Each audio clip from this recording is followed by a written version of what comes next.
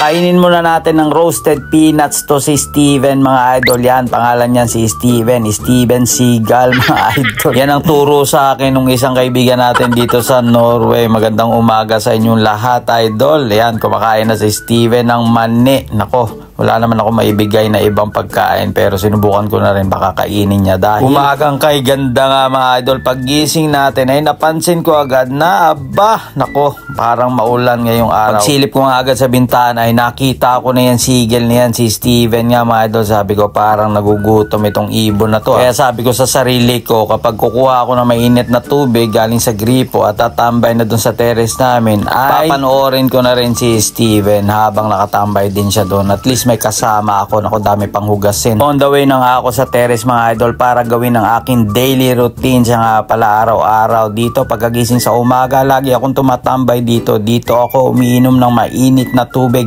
hindi kape idol. Dahil lumalakas ang tibok ng puso ko kapag ako'y nagkakape. Pwede siguro ako mga idol kahit decaf, yun naman ang ginagamit ko. Iniinom ko na kape kapag nasa Pilipinas ako. Decaf lang, pero kapag regular ay patay tayo dyan. Mabalik na nga tayo kay Steven idol. Yan, sabi ko nga nung nakita ko siya ay magdadala ako ng mga mani kahit papaano may ipapakain tayo sa ibon. So bali habang humihigop tayo ng medyo mainit na tubig dito ay nanonood na rin tayo ng ibon, nagpapakain na rin tayo ng ibon. So medyo maganda rin na nandito siya, at least nalilibang tayo kahit papaano. Makikita nyo naman mga idol, pa isa-isa lang yung bigay ko. Tapos parang kapag lumalapit ako ay medyo ilag din siya, medyo takot din siya siguro. Siyempre sanay lang sa wild yan, no? Hindi rin sanay sa maraming tao. Kaya nga nung ditong part mga idol, medyo umatras ako para makakain din siya na maayos-ayos. Sabi ko nga i-enjoy niya na yan habang nandito pa ako kasi baka maglipat na ako in the next few weeks. Eh wala na magaganyan. Ewan ko kung yung papalit sa akin dito sa kwarto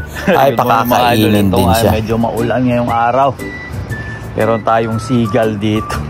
Pakainin natin dahil parang nakita ko kanina, yun nga. Pagkagising ko pa lang, dumapo na siya dito banda sa may ano namin, sa may terrace namin. So sabi ko parang nagugutom siguro.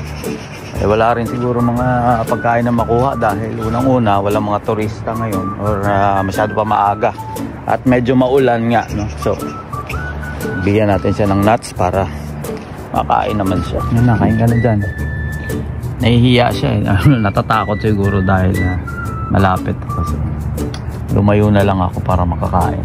Napansin nyo naman ang panahon ngayon mga idol, talagang maulan, mahalumigmig. Mukhang sasabak na naman tayo sa ulan habang pumapasok papunta sa trabaho. Anyway, dapat yata masanay na rin ako kasi soon enough, siguro after a month talagang tag-ulan na dito. September nga daw ang sabi sa akin ng mga taga dito ay tag-ulan na talaga. Tuloy-tuloy na yan. Tapos October, maraming ulan until November. Pero nakakatuwa rin yung ganitong panahon. Tingnan nyo mga idol, may mga fog na ganyan, no, diba? Ang sarap lang talaga panoorin, no? Sarap tumambay dito kapag ganito rin ang panahon dahil sa napakagandang view. Tingnan nyo naman yung nasa likod ko mga idol. Anyway mga idol, maraming salamat sa panonood. Dito ang idol nyo sa Norway. Follow mo, bye-bye. Okay na siguro yan si Steven mga idol, nakakain na kahit papaano, diba? Bukas ulit Steven, balik ka dito.